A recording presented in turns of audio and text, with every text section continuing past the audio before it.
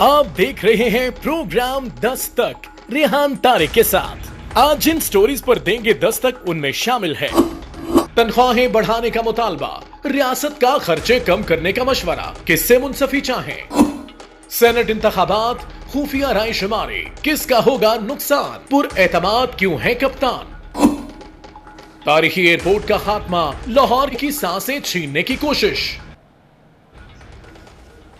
अस्सलाम वालेकुम, मैं हूं रेहान तारिक और आप देख रहे हैं दस्तक। गुज़श्ता रोज 2018 में पैसों के लेन देन से मुतालिक वीडियो सामने आई। इस वीडियो पर हुकूमत की हर वजाहत हुकूमत के ही गले पड़ती दिखाई दे रही है।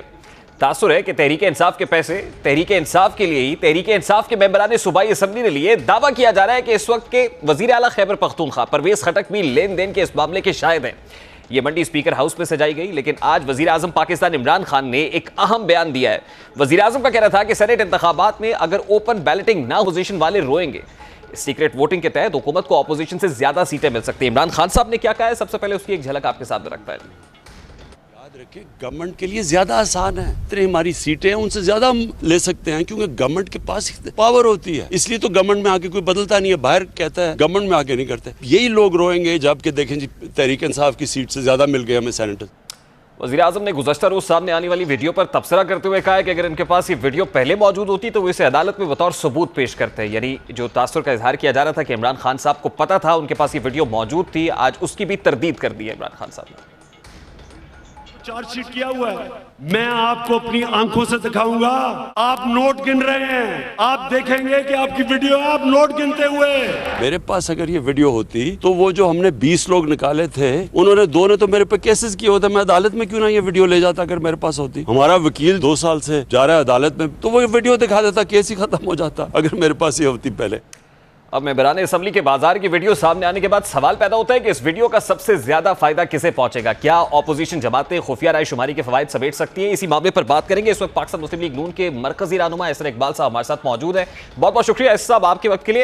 एहसन, सबसे पहले तो ये फरमाइएगा, इमरान खान साहब ने कहा कि अगर सेनेट इंतखाबात ओपन बैलेटिंग से नहीं होंगे तो अल्टीमेटली इसका नुकसान ऑपोजिशन उठाएगी। इमरान खान साहब तो बड़े पुरएतमाद दिखाई दे रहे हैं, खान साहब के एतमाद की क्या वजह हो सकती है एहसन साहब?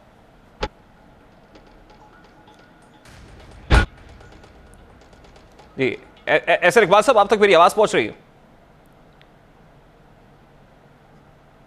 जी ऐसा वज़ीर आज़म इमरान खान का जो स्टेटमेंट आज सामने आया है, उनका कहना है कि अगर ओपन बैलेटिंग से नहीं होते सेनेट इंतखाबात और सीक्रेट बैलेट से होते हैं तो अल्टीमेटली ऑपोजिशन रोएगी और इसका नुकसान ऑपोजिशन को उठाना पड़ेगा। खान साहब बड़े कॉन्फिडेंट दिखाई दे रहे हैं, खान साहब के इस एतमाद के पीछे क्या हो सकता है सर?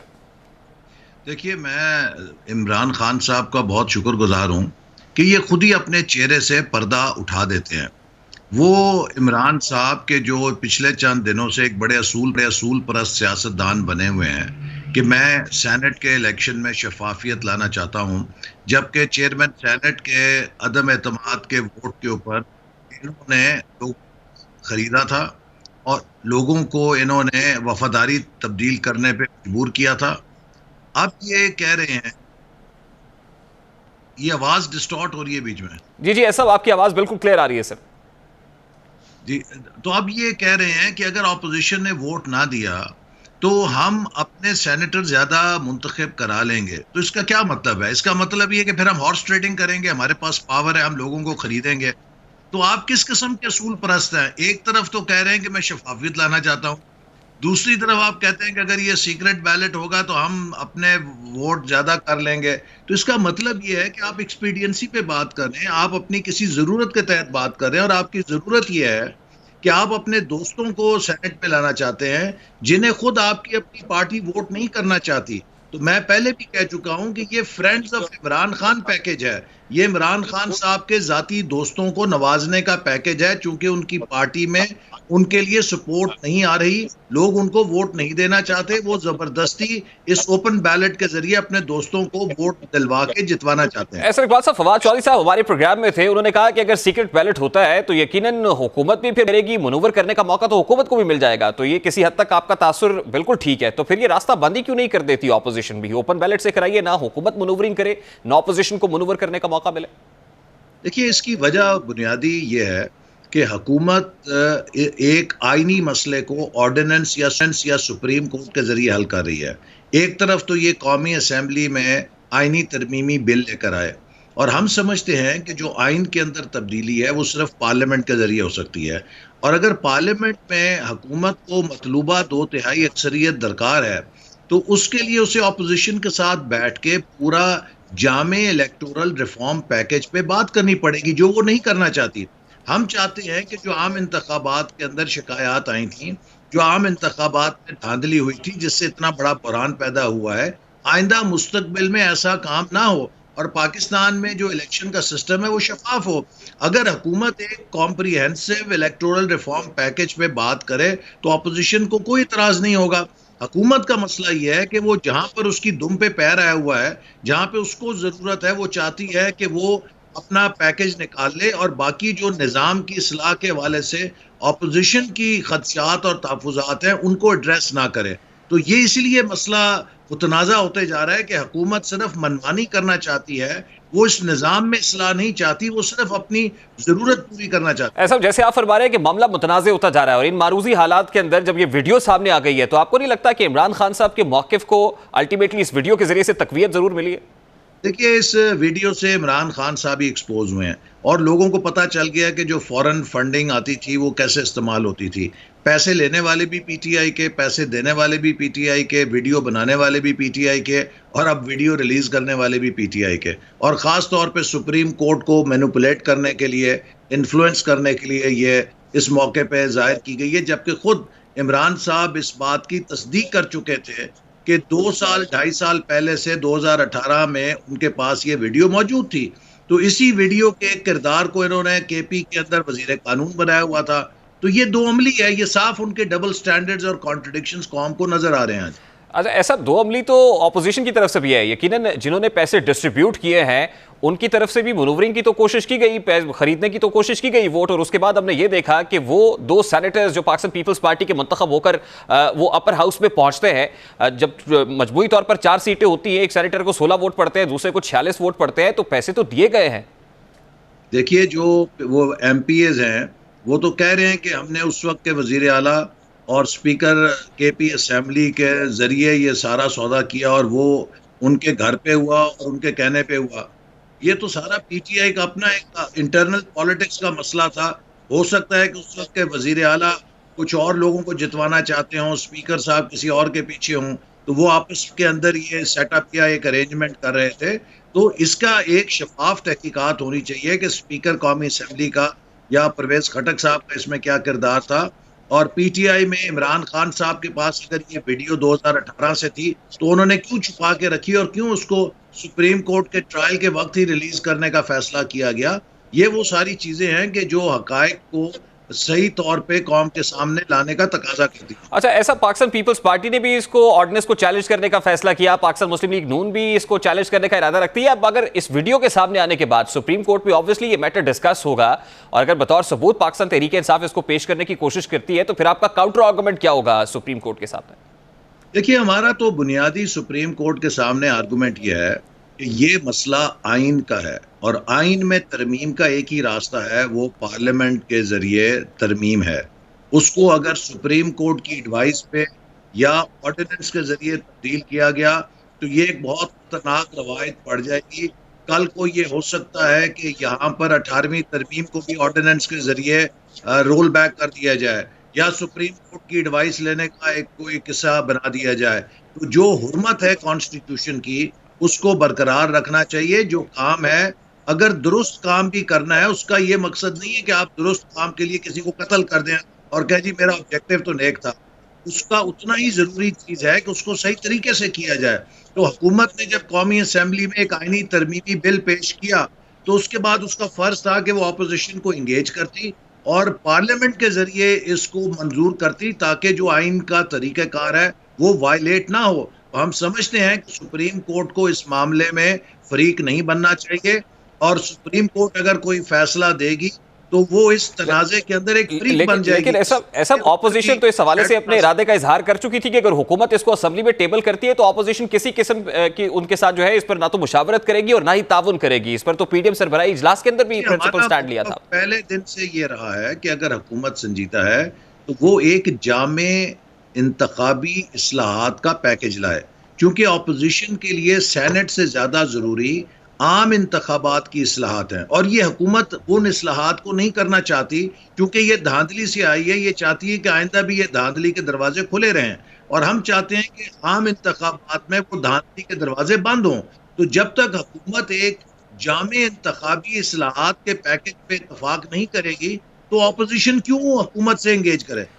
अच्छा, ऐसा लास्ट बट नॉट लीस्ट, आपकी स्टेटेड पोजीशन तो ये है कि सेनेट इंतखाब ओपन बैलेट से होना चाहिए। इस हवाले से आप भी अपने ख्यालात का इजहार कर चुके हैं।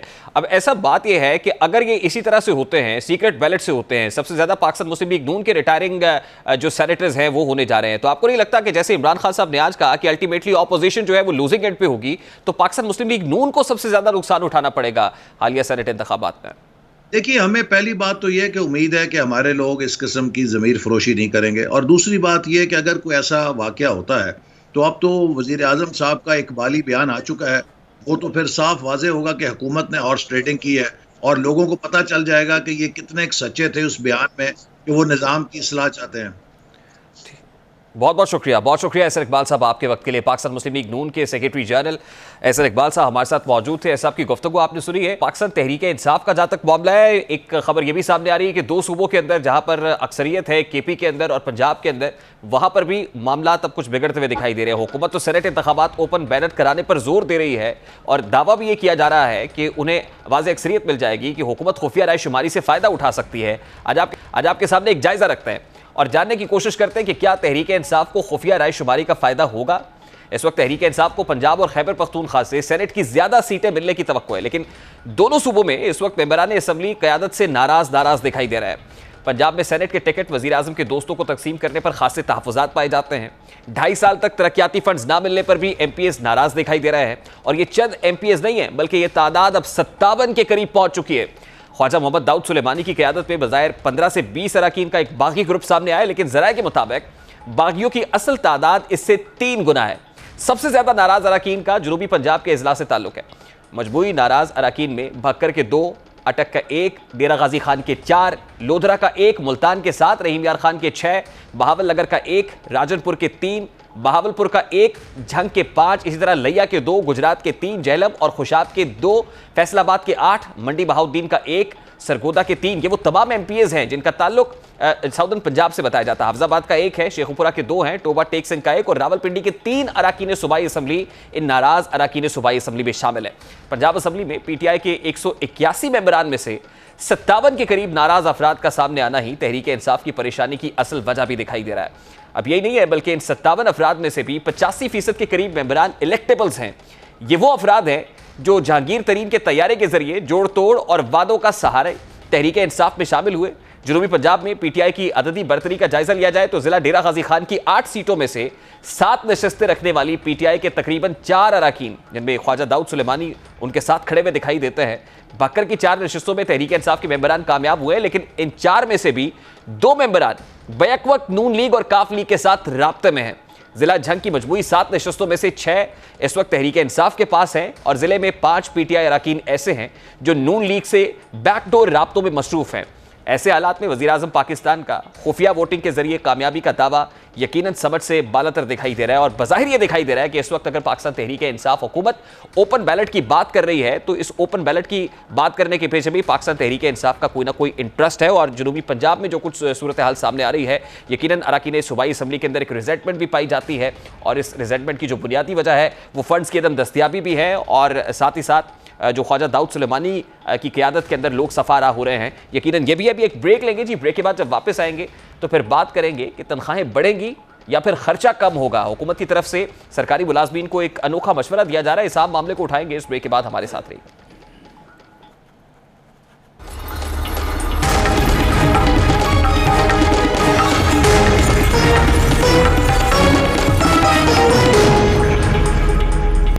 इससे पेशतर की ऑपोजिशन जमाते शहर इक्तदार में डेरे डालती, इससे पहले कि डी चौक में सजे पंडाल से हुकूमत मुखालिफ नारे बुलंद होते, इससे पहले कि पार्लियामेंट हाउस के सामने लगे स्टेज से हुकूमत मुखालिफ ऐलानात होते, हुकूमत गिराने के दावे किए जाते, 26 मार्च से कबल ही एक मार्च इस्लामाबाद पहुंच गया है। यह मार्च सरकार के अपने मुलाजमीन का है। यह गुस्सा, यह जुनून और नारेबाजी सरकारी मुलाजमीन की जानिब से हो रही है, जो सर पर कफन बांधे डी चौक की जानिब बढ़ रहे हैं, जो अपने मुतालिबात के हुसूल तक तहरीक जारी रखने पर मुसर है। अब सवाल यह है कि क्या सरकारी मुलाजमीन भी NRO मांग रहे हैं? जिनके घरों में फाके हैं क्या वो हुकूमत को ब्लैकमेल कर रहे हैं? जो घरों का किराया अदा करने से कासिर हैं, क्या वो हुकूमत गिराने के लिए मैदान में है? अगर ऐसा नहीं है तो फिर कौन सी वजह है कि हुकूमत सरकारी मुलाजमीन से मुज़ाकरात करने से गुरेज़ा है? ये सरकारी मुलाजमीन गुज़श्ता माह भी शहर इक़्तिदार में आए थे, उनसे तनख्वाहों में 40% इजाफे का वादा किया गया था, लेकिन इन मुलाजमीन को महज 24% इजाफे की नवीद सुनाई गई है। हुकूमती यकीन दहानियों का फायदा हुआ और ना ही मुज़ाकरात कामयाब हो सके। मुलाजमीन के सब्र का पैमाना रोज़ बरोज़ लबरेज होता जा रहा है। लेडी हेल्थ वर्कर्स, खवातीन और बच्चे सेक्रेटेरिएट की जानिब मुसलसल बढ़ते जा रहे हैं, लेकिन सवाल पैदा होता है कि हुकूमत इन मुलाजमीन से निपटने के लिए क्या कर रही है। अपनी टेलीविजन स्क्रीन पर भी वो आप मनाजर देख रहे हैं। ये अफगानिस्तान के किसी शहर के मनाजर नहीं है, ना ये शाम और लबनान की फ़ज़ा है, ये लाइन ऑफ कंट्रोल है, और ना ही मकबूजा वादी का कोई शहर है। ये मोटरवे पर छाई धुंध है और ना ही K2 के दामन में समाये बादल हैं। ये मनाजर है शहर इक़्तिदार के, जहां हुकूमत ने आज सारा दिन 2020 में एक्सपायर होने वाले जहरीले आंसू गैस शेल्स के जरिए सरकारी मुलाजमीन का इस्तकबाल किया है। ये लाठी चार्ज इस्लामाबाद की शाराए दस्तूर पर किया गया है। बदतरीन तशद्दुद की तारीख डी चौक के अतराफ में रकम की गई है। अब यही नहीं है, बल्कि 14 महकमों के 60 से ज्यादा मुलाजमीन को पुलिस के जरिए रात गए ही गायब कर दिया गया। आजादी रैली पर हुकूमत की जानिब से शेलिंग की गई है, जबकि तशद्दुद और पकड़ धकड़ का सिलसिला भी जारी रहा है। क्या मनाजिर देखे गए दिन भर, जरा उसकी एक झलक आपके सामने भी रखता है। अब हुकूमत ने एक जानिब लाठीचार्ज और आंसू गैस के जरिए सरकारी मुलाजमीन का इस्तकबाल किया, तो दूसरी जानिब एक मुज़ाकराती टीम भी मुलाजमीन के पास पहुंची। कमेटी में शामिल वज़ीर इत्तलात चिमली फराज ने तो मुलाजमीन की तनख्वाह बढ़ाने की नवीद ना सुनाई, लेकिन उन्होंने मुलाजमीन को अपने खर्चे कम करने का मशवरा दे दिया। तनख्वाह तो बढ़ाना खुजा, उन्हें अपने अखराजात कम करने का मशवरा। यकीनन जलती पर तेल जरूर है। चिमली फराज साहब ने क्या मशवरा दिया है, उसकी एक झलक भी आपके सामने रखता है।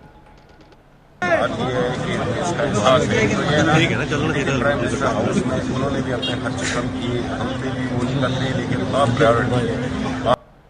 वज़ीर इत्तलात को शायद अंदाज़ा नहीं है कि 25 से 30 हज़ार माहाना में एक ख़ानदान की गुजर बसर नहीं हो सकती। वो कहते हैं ना कि ताकत के ऐवानों में बैठकर कमज़ोर को सब्र का दर्स देना सबसे आसान काम है, लेकिन मीर रियासत मोहतरम वज़ीर आज़म पाकिस्तान की नज़र में तो सरकारी मुलाजमती सहल पसंदी का इस्तारा है।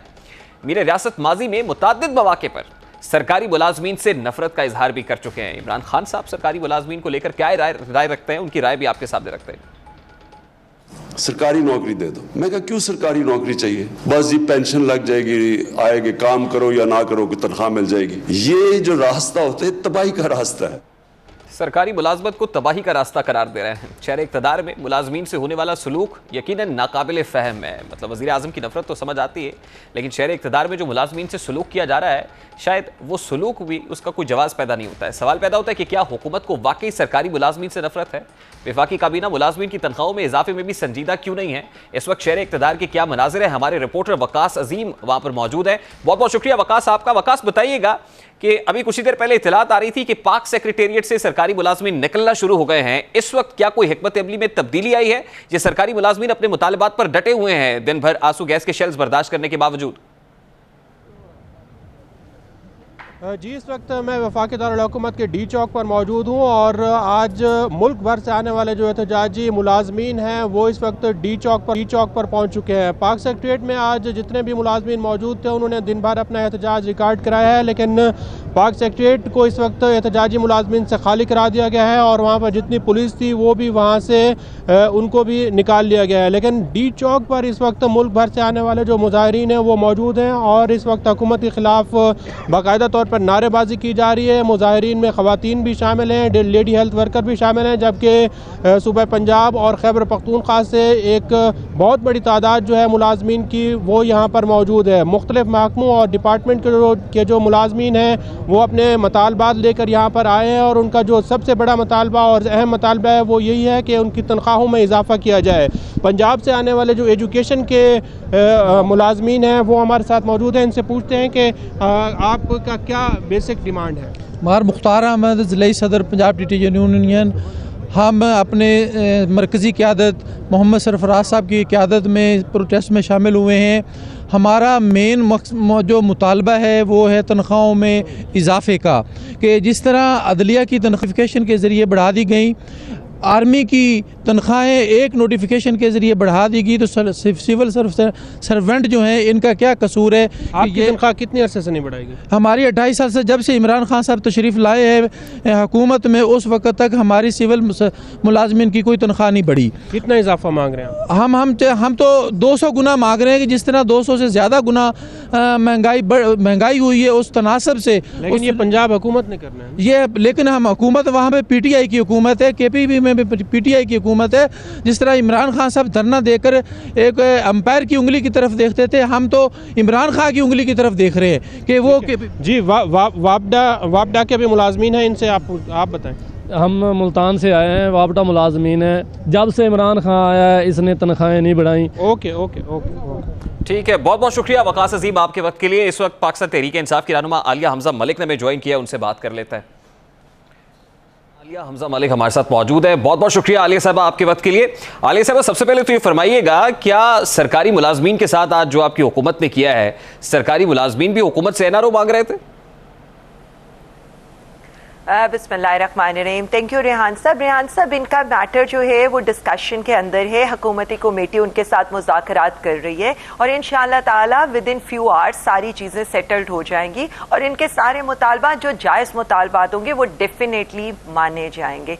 देखें, प्रोटेस्ट हुआ, पहले भी होता रहता है और ये कोई फर्स्ट टाइम नहीं है कि इन्होंने प्रोटेस्ट किया, बट जब लॉ एंड ऑर्डर की सिचुएशन बन जाएगी तो हुकूमत को इंटरवीन करना पड़ता है। अदरवाइज तो है कि NRO भी कौन मांग रहा है और हुकूमत के अगेंस्ट ये सारा कुछ। बल्कि मैं तो ये चाह रही थी कि हम आज जो हमारा टॉपिक ऑफ डिस्कशन होता वो सेनेट इलेक्शन की। जी, मैं बिल्कुल सेनेट के ऊपर मैं बिल्कुल सेनेट पे आता हूँ जी आलिया साहब, लेकिन उससे पहले देखें, जब हमारे सरकारी मुलाजमीन वहां पर आंसू गैस की शेल्स बर्दाश्त कर रहे होंगे, जब उन पर पथराव हो रहा होगा, लाठी चार्ज हो रहा होगा, तो सेनेट पे जरूर बात करेंगे। सियासत तो हम रोज करते हैं, लेकिन आज सरकारी मुलाजमीन के साथ जो कुछ हो रहा है, आपको नहीं लगता कि उनका जमहूरी हक है कि वह एहतजाज करें और अरबाब इख्तियार को बता सके कि उनके मुतालबात क्या है? तो उन्होंने क्या ऐसा बुरा किया था कि उन पर शेल्स बरसाए जाते और पथराव होता, लाठी चार्ज होता? देखिए, हम अपने सरकारी मुलाजमीन के साथ खड़े हैं, उनके सारे जायज मुतालबात माने जाएंगे। हम सब मान रहे हैं, हम तो ये कह रहे हैं कि नेगोशिएशन इज इन प्रोसेस और ये कोई फर्स्ट एहतजाज नहीं है जो सरकारी मुलाजमीन ने किया है। इससे पहले वो 4-5 टाइम्स एहतजाज कर चुके हैं और कभी भी ऐसा कोई वाकया पेश नहीं आया। उनके जो भी जायज मुतालबात हैं उनके साथ एक नेगोशिएशन। अच्छा, मैं असल में आपको बताता हूँ कि उनकी लिए जाएंगे। कौन सा स्टेटमेंट ऐसा है जिसने जल्दी पर तेल का काम किया है? उनके साथ कोई नहीं खड़ा। मैं आपको बताता हूँ, जब हम आज वफाकी वजीर इत्तलात शिबली फराज साहब ने कहा है कि तनख्वाहों का मामला छोड़े, आप अपने अखराजात कम करें। अब देखिए ना, मतलब ये तो जलती पर तेल का काम कर रहा है ना स्टेटमेंट, कि आप उन्हें कह रहे हैं तनख्वाहें नहीं बढ़ा सकते, आप अपने अखराजात कम कर लें। मेरा तो ख्याल है कि न्यूज़ इस वक्त ये है कि उनका जो मुतालबा था उनकी तनख्वाहों में इजाफे का, वो ऑलमोस्ट मान लिया गया है और स्पेशली 1 से 16 ग्रेड के मुलाजमीन का। और जाहिर है 1 से 16 ग्रेड के मुलाजमीन के अखराजात और उनको जो भी प्रॉब्लम फाइनेंशियली फेस करने पड़ते हैं, हुकूमत को उसका प्रॉपरली इदराक है। और अगर आज की स्टेटमेंट कैटेगोरिकली मैं प्राइम मिनिस्टर इमरान खान साहब की स्टेटमेंट कोट करूं जो आज उन्होंने दी है, उन्होंने सिर्फ इतना दिया कि हम अगर किसी की भी मदद करते हैं तो ये हुकूमत का फर्ज है, ये हमारा किसी पे कोई आलिया साहिबा, फिर गुज़श्ता रात 14 वफाकी महकमों के 56 मुलाजमीन को आपने क्यों उठाया? देखिए, ये प्राइम मिनिस्टर इमरान खान साहब की हुकूमत है और प्राइम मिनिस्टर इमरान खान साहब की हुकूमत में ना मॉडल टाउन जैसा वाकया होगा, ना नर्सेस को जो वहां पर जिनके ऊपर पूरी पूरी मोबाइल वैन्स चला दी जाएंगी, ना असातिज़ा को उनके गरीबानों से घसीटा जाएगा और ना इसी तरह से नाबीना अफराद को 6-6 दिन सड़कों पर रोला जाएगा। मैं आपको इंश्योर करा रही हूं कि यह आज मसला हल हो जाएगा। मुज़ाकरात की टेबल पर दोनों फरीक बैठे हुए हैं और प्राइम मिनिस्टर साहब इस पर तवज्जो दे रहे हैं। अच्छा, मेरा सवाल आपसे यह था कि 14 वफाकी महकमों के 56 मुलाजमीन को आपने रातों रात उठा लिया। मतलब वो जो करता धरता थे, एहतजाज जो लीड कर रहे थे, उन्हें रातों रात जब गायब कर दिया जाएगा तो ये मुतालबा तो पर्टिनेंट है ना, बाकी मुतालबात तो बिल्कुल साइड पे रख दीजिए। लेकिन जब उनके लोग गायब हो जाएंगे, उठा लिया जाएगा, तो क्या उनका जमहूरी हक नहीं है? इसको एक्सरसाइज नहीं कर सकते वो पाकिस्तान तहरीक इंसाफ के दौर में, नए पाकिस्तान में? नए पाकिस्तान का जमहूरियत पे भी बहुत यकीन है, शफाफियत पे भी बहुत यकीन है और इस सारे एहतजाज पे भी यकीन है। हम कहीं से हम हमेशा ये कहते हैं पुरअमन एहतजाज होना चाहिए, हमने कभी इनको नहीं रोका। मैं आपको यही बता रही हूँ कि ये 5वीं या 6ठी दफा इनका एहतजाज हो रहा है और कोई ऐसा अनप्लेजेंट वाकया पेश नहीं आया। इनके जो भी मुतालबात थे वो हुकूमत के सामने हैं, हुकूमत उनके साथ नेगोशिएट कर रही है, ये प्रॉब्लम सॉर्ट आउट हो जाएगा। मैं बार बार आपको इंश्योर करा रही हूं और मैं बता रही हूं कि प्राइम मिनिस्टर इमरान खान साहब इस पर खास तवज्जो दे रहे हैं। किसी को भी, मुझे बहुत खुशी हुई है कि आप इन लोगों के साथ खड़े हैं, हम भी उन्हीं लोगों के साथ खड़े हैं, ये हमारे अपने लोग हैं और इंशाअल्लाह ताला हम नवाज शरीफ की तरह इनका 5% 7% नहीं बढ़ाएंगे। हमें इनका एहसास है और कोई ऐसा अनफॉर्चुनेट वाकया कितने परसेंट तनख्वाहें बढ़ाने जा रहे हैं? सब कुछ सॉर्ट आउट हो जाएगा। देखिए जी, ये अभी नेगोशिएशन के प्रोसेस के अंदर है। It's before time to tell anything or claim anything on the media, but इनके मैंने again the word I have used is जायज मुतालबात। जो भी जायज मुतालबात है वो हम पूरे करेंगे। देखिए, हम हैं ही इसीलिए हुकूमत में, यह हुकूमत का फर्ज है। और गिरफ्तार सरकारी मुलाजमीन को भी रिलीज करने जा रहे हैं आप? देखिए, मेरी बात सुने, ना वो कोई मुजरिम है और ना कोई ऐसी कोई हुई है। अगर जो भी ऐसी चीज हमारे नोटिस में आती है डेफिनेटली उसका भी सदेबाब किया जाएगा। मैं आपको बता रही हूँ, ये टेबल के ऊपर बैठे हुए हैं, हमारी कमेटी के साथ ये टेबल के ऊपर बैठे हैं और इंशाअल्लाह ताला ये सारे मसाइल हल हो जाएंगे। सर, प्रैक्टिकली अगर वो होता हुआ दिखाई देता तो सरकारी मुलाजमीन को वफाकी दारुल-हुकूमत में ना आना पड़ता। अब मैं उस वीडियो की तरफ आता हूँ ना। देखिए, जिस वीडियो की आप बात कर रही है, सेनेट इंतखाबात से पहले जो मौजूद बहस भी और गर्दिश में भी है, पाकिस्तान तहरीक इंसाफ की जानिब से, क्योंकि उबैदुल्ला मयार साहब जो आपके एक्स MP हैं, उन्होंने स्टेटमेंट दे दिया कि तहरीक इंसाफ की तरफ से पैसे डिस्ट्रीब्यूट हुए, तहरीक इंसाफ को मिले, तहरीक इंसाफ के मकाम पर स्पीकर हाउस के अंदर ये रकम डिस्ट्रीब्यूट हुई है। तो फिर मुझे बताइए कि वो स्पीकर जो इस वक्त नेशनल असेंबली के स्पीकर हैं और परवेज खटक साहब जिनके कहने पर वीडियो बनाई गई और पैसे डिस्ट्रीब्यूट किए गए, उनसे रेजिग्नेशन कब ले रहे हैं आप? Very interesting. यही उबैद साहब है, इनकी मैं स्टेटमेंट आपको बता दूं। Ubaid Sahab, PTI MNA from Mardan, denied having received money from anyone for his vote. He said if there was any evidence then it should be brought forth, adding the action against him was illogical. ये Geo news की report है। मुझे ये बताएं, ये उस वक्त झूठ बोल रहे थे या इस वक्त झूठ बोल रहे हैं? आपने इसको इन्वेस्टिगेट किया कि उस वक्त झूठ बोल रहे थे, अब झूठ बोल रहे हैं? वेट, देखिए, मैं यही तो बता रही हूँ ना आपको, वेट कर लें, हौसले से सारी बातें सुन लें। यहाँ पर दीना नाज साहिबा देखी जाती हैं। दीना नाज साहिबा वो हैं कि जिन्होंने हित्तक इज्जत का दावा किया। एक और खातून वो हैं जिन्होंने हित्तक इज्जत का प्राइम मिनिस्टर के ऊपर दावा किया। आज वो हमें इन्हीं वीडियोस में पैसे वसूल करते हुए नजर आ रहे हैं। यहाँ पर वो इदरीस साहब हैं, अस्तगफार, उन्होंने कुरान पाक पर हल्फ दिया कि मैंने किसी किस्म की कोई वसूली नहीं की। आज वो भी इस वीडियो के अंदर नजर आ रहे हैं। देखिए, सबसे जो बड़ी बात है इस सारी चीज के अंदर वो ये है कि एक अकेला बंदा, प्राइम मिनिस्टर इमरान खान साहब, पहले भी हक और सच, शफाफियत की सियासत के लिए खड़ा था, आज भी वो खड़ा है। वीडियो 2018 में हाथ लग जाती है, फैसला 2021 में होता है सेनेट इंतखाबात से कबल। सवाल तो मेरा बड़ा सादा सा है, 2018 में खान साहब के पास वीडियो आ जाती है, 2021 में आप कहते हैं कि कैबिनेट से अलहदगी इख्तियार कर लो। मैं इसका जवाब दे देती हूँ। प्राइम मिनिस्टर इमरान खान साहब ने आज कैटेगोरिकली जब उन्होंने मीडिया टॉक किए तो उन्होंने बताया कि अगर मेरे पास ऐसा कोई मीडिया प्रूफ होता तो मेरे पर जब हित्तके इज्जत का दावा किया गया था इन KP के 20 MPs की तरफ से, तो मैं वहां पेश कर देता। There are different video. अच्छा, आप ये कह रही है कि देयर आर अदर वीडियोस, आपके पास और वीडियोस भी हैं इस तरह की?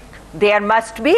हमारे पास जी, देखिए मेरी एक बात सुने, प्राइम मिनिस्टर इमरान खान साहब खुद कह रहे हैं, मैंने जो वीडियो देखी थी, अगर मेरे पास ये प्रूफ होता ना मैं उस बंदे को अपनी नहीं, मेरा सवाल बड़ा सादा है, आपके पास और वीडियोस भी हैं? अगर मेरे पास कोई, अगर उन खवातीन जो अब इसके अंदर नजर आ रही हैं उन्होंने ही प्राइम मिनिस्टर पर हित्तक इज्जत का दावा किया था। क्वेश्चंस बहुत सिंपल से हैं रेहान साहब। पहला क्वेश्चन ये है कि ये MPs जो PTI ने निकाले थे ये बाद में जाकर जरदारी साहब से मिलते रहे। ये बंदा जिसकी आप स्टेटमेंट बता रहे हैं, ये इस देखिए मेरी एक बात सुने, ये बंदा, हम कोई मरियम नवाज नहीं है कि हम लोगों की वीडियोस रखेंगे और बाद में हम उन्हें ब्लैकमेल करेंगे। ये मरियम बीबी का खासा है, हमारा ये खासा नहीं है। आप कह रही हैं ना कि हमारे पास और वीडियोस भी हैं, जो बार बार क्लेम करती है कि मेरे पास 2-3 वीडियोस हैं, हम वक्त आने पर वो करेंगे। हम सीधे सादे शरीफ लोग हैं, हम ये हरकतें नहीं करते होते। मरियम बीबी से पूछिए आप, उन्होंने कई वीडियोस रखी होंगी।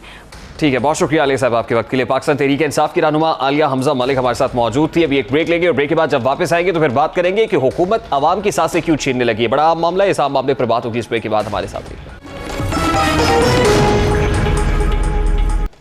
लाहौर के शहरियों के लिए इंतहाई परेशान कुन खबर है। सूबाई हुकूमत ने लाहौर के 103 साल पुराने एयरपोर्ट को खत्म करने का ऐलान कर दिया है। इस एयरपोर्ट की जगह एक बिजनेस हब बनाया जाएगा। शहर में बिजनेस हब बनाना यकीनन एक अच्छा इकदाम है, लेकिन शहर के वासियों को इस बिजनेस हब की एक बड़ी कीमत चुकाना पड़ेगी। इस एयरपोर्ट के खात्मे और बिजनेस हब बनने से सबसे ज्यादा नुकसान शहर के माहौल को पहुंचेगा। इस एयरपोर्ट के अतराफ में चंद हजार दरख्तों और झाड़ियों पर मुश्तमिल एक छोटा सा जंगल है। ये जंगल वॉल्टन के अतराफ में बने कंक्रीट के जंगल में बसने वाले हजारों अफराद को ऑक्सीजन फराहम करता है। यही वजह है कि दुनिया के आलूदा तरीन शहर का ये इलाका सारे शहर में सबसे कम आलूदा तस्वुर किया जाता है।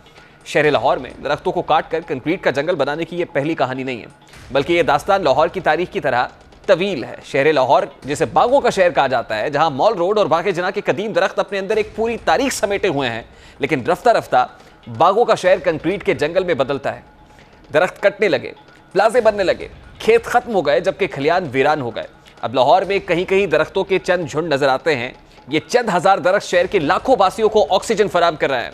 वज़ीर आज़म इमरान खान ने माजी में कौम को बड़े बड़े ख्वाब दिखाए, वहीं एक नाकाबिल यकीन ख्वाब बिलियन ट्री सुनामी का था। इसी ख्वाब में जैतून का इनकलाब, शहद का इनकलाब और सरसब्ज पाकिस्तान का इनकलाब भी शामिल था। वो पाकिस्तान में जंगलात बढ़ाने की ख्वाहिशमंद रहे हैं, बल्कि वो ग्लोबल वार्मिंग और मौसमी तगय्युरात के लिए ज्यादा से ज्यादा जंगलात लगाने का मशवरा भी देते रहे हैं। ये जो बढ़ती हुई गर्मी है, जिसके आगे बहुत बुरे असरात इस मुल्क के लोगों के ऊपर आएंगे, ये जो हमने अपने मुल्क की तबाही की है, अपने जंगलात खत्म करके, अपने दरख्त काट के, उसका ये नुकसान है। लाहौर में लोगों को बेनिफिट होगा दरख्त उगाने का, कि इसमें गवर्नमेंट अब मदद करेगी। अब वज़ीर आज़म इमरान खान को इक़्तिदार संभाले 2.5 साल से ज़ायद का अरसा बीत चुका है। तवक्को थी कि इस दौरान मुल्क में माहौलियाती तगय्युर से निपटने के लिए इक़दामात किए जाएंगे, मगर माहौल बचाने की बजाय इसे मजीद तबाह किया जाने लगा। शहर लाहौर में किचन गार्डनिंग के फरोग के लिए कायम 7 नर्सरियां भी इसी एयरपोर्ट की हुदूद में हैं, जिनसे 2000 से ज़ायद अफराद का रोजगार वाबस्ता है। यूं एयरपोर्ट के खात्मे से जहां 2000 अफराद का रोजगार खत्म होगा, वहीं शहर लाहौर को फलदार पौधे और दिलकश फूलों की फराहमी का बड़ा जरिया भी रुक जाएगा। पंजाब हुकूमत की जानिब से जारी नोटिफिकेशन के मुताबिक वो माहौल दोस्त बिजनेस हब बनाने का इरादा रखते हैं। अब सोचने का मकाम यह है कि कंक्रीट स्ट्रक्चर से कैसे माहौल दोस्त माहौल फराहम किया जा सकता है। वॉल्टन एयरपोर्ट के खात्मे के दीगर नुकसानात का जायजा लिया जाए तो यार रोजाना मुख्तलिफ जामियात के 200 से ज़ायद तलबा और तालिबात पायलट बनने का ख्वाब लिए आते हैं। उन्हें तरबियत दी जाती है, उनके ख्वाबों की तकमील होती है। इस एयरपोर्ट पर 7 फ्लाइंग क्लब्स मौजूद हैं। इस एयरपोर्ट का एजाज़ है कि इसने मुल्की और गैर मुल्की सैकड़ों पायलट्स की तरबियत में किरदार अदा किया है। तरबियत के लिए पायलट्स लाखों रुपए फीस भी अदा करते हैं, यानी ये एयरपोर्ट कमाई का एक बेहतरीन जरिया भी है। जरूरत इस अमर की है कि वॉल्टन एयरपोर्ट को मुंतकिल करने की बजाय लाहौर के अतराफ में मौजूद सरकारी अराजी पर बिजनेस हब बनाया जाए, हजारों तलबा का मुस्तकबिल तारीख होने से बचाया जाए, लाखों शहरियों की सांसें छीनने की कोशिश खत्म की जाए और बड़े बड़े सरमायाकारों को फायदा पहुंचाने की बजाय मजदूरों के हुकूक का तहफ़्फ़ुज़ किया जाए, उनसे रोजगार छीनने की कोशिश ना की जाए। मेरे रियासत वॉल्टन एयरपोर्ट पाकिस्तान की तारीख है, इसे यूं मसख ना करें। इस एयरपोर्ट से कई ख्वाब वाबस्ता हैं, इन ख्वाबों को चकनाचूर होने से बचाएं। लाहौर को बिजनेस हब जरूर बनाएं, मगर गले पर खंजर चलाकर नहीं। शहरियों की सांसें छीन कर यह काम हरगिज ना करें। या एक ब्रेक लेंगे और ब्रेक के बाद जब वापस आएंगे तो फिर तस्करा करेंगे कि टाइगर्स को भूख क्यों सताने लगी है। बड़ा आम मामला है, आपको बताएंगे कि गंदम चोरी कौन कर रहा है। इस आम मामले पर बात होगी इस ब्रेक के बाद। हमारे साथ रहिए।